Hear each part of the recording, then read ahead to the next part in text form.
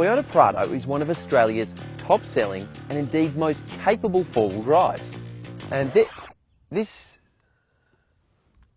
well, it looks like a Prado, but it's not. This is a HAVAL H9. So can the Chinese four-wheel drive go toe-to-toe with the Japanese Prado off-road? This is going to be really exciting. There's no denying what inspired the design of this big 7-seat Chinese SUV. Both cars are 7-seaters, and check this out. Barn-style opening door. Neat. What do you know?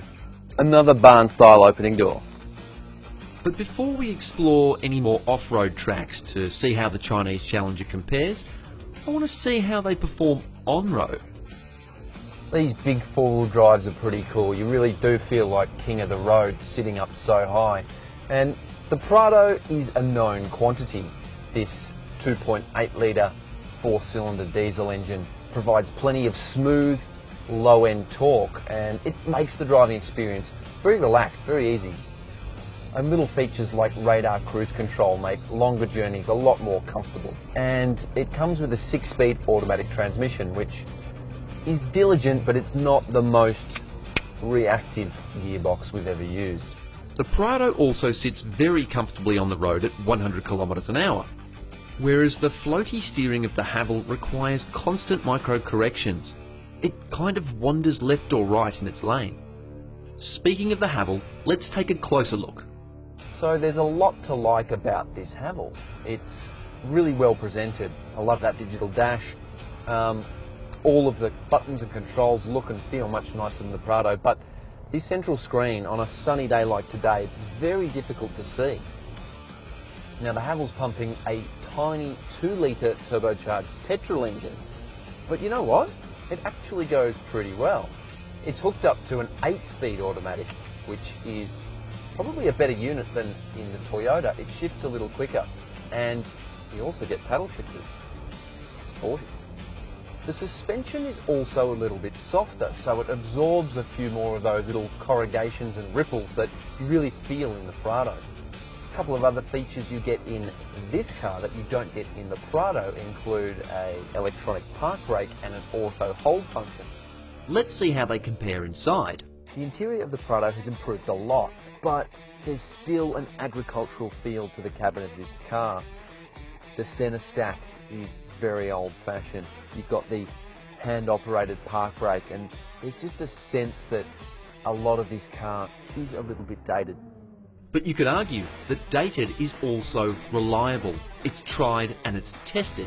Hop inside the HAVAL H9 and it's a more modern look. Everything has a bit more of a contemporary feel. I really like what they've done with the digital dash too. It's big and bold and it's quite high res. Generally speaking, the HAVAL is just a nicer place to sit. You just feel a little bit more special. And little touches like the fully panoramic roof really add to it. Both cars have supportive leather seats with heating and cooling ventilation, but the HAVAL gets the added bonus of massaging front seats, and they're pretty cool. The back seats in the Prado are really cool. As well as the holy shit handles, you've got quite a lot of amenity.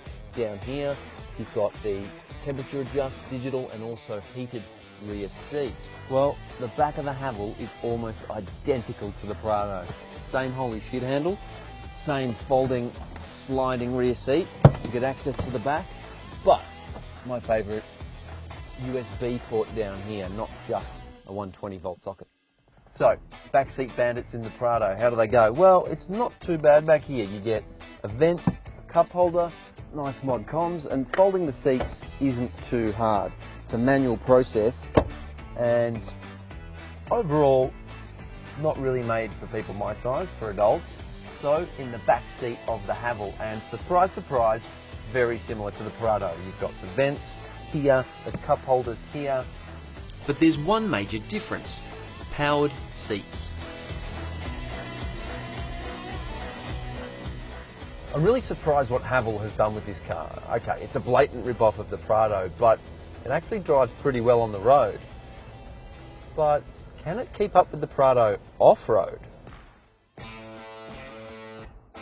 On paper, the Prado is the better mudslinger. Its approach and departure angles, not to mention ground clearance, are all demonstrably better than the HAVAL. Both vehicles exhibit excellent wheel articulation and high levels of traction, even in low grip scenarios. The HAVAL showed surprising off-road ability, although I gotta say expectations were pretty low. But the fact of the matter is, the Prado does everything easier. The diesel engine is better suited to off-roading than the HAVAL's petrol engine, and the Prado's chassis has more off-road doodads. Crawling along angled slopes, the Prado is easy to pilot, with tactful and smooth throttle response in four-wheel drive low. When the HAVAL is slotted into its four-wheel drive low ratio mode, the accelerator pedal feels touchy and can almost result in bunny hopping if your right foot isn't really steady. In terms of tyres, it was Dunlop for the Prado and Kumho for the HAVAL, and both offered good off-road grip and acceptable noise levels when on the road. The HAVAL H9 performed better on and off-road than we ever could have predicted, and certainly surprised us with its capability. It has an upmarket interior and shows that Chinese cars have come a long way in the last few years. That said, I'd rather be stuck on the Unidata track in the Prado. Okay, it's more expensive, but the peace of mind that decades of reliability offer and a huge dealer network with oodles of spare parts provide is hard to put a price on.